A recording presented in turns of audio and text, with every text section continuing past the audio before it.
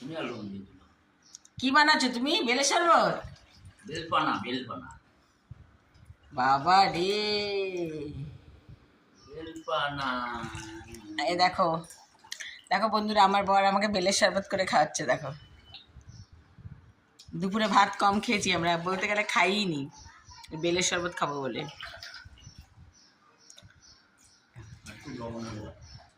Bit নুন দিয়েছে, গন্ধরাজ লেবু দিয়েছে। অ্যাকচুয়ালি আমি ভিডিওটা করতে ভুলে গেছিলাম, হঠাৎ মনে পড়লো, আরে বর বেলের শরবত বানাচ্ছে, তো একটু বন্ধুদের সাথে শেয়ার করবো না, এটা হয় নাকি?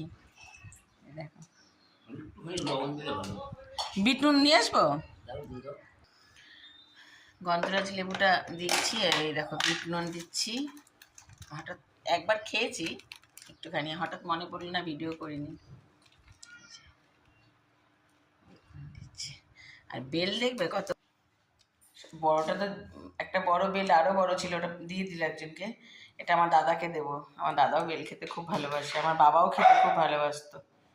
এই যে অনেক বেল পেয়েছি, অনেক। আমি এতদিন ভিডিও করিনি, যে বাড়িতে থাকি তার পাশে বেল, প্রচুর বেল পড়ে পড়ে যাচ্ছে, পড়ে গিয়ে না মাটিতে পড়ে তো যে ফেটে ফেটে যায়। এত মিষ্টি, চিনিও লাগে না। ঠিক আছে, চলো বন্ধুরা, রাখছি।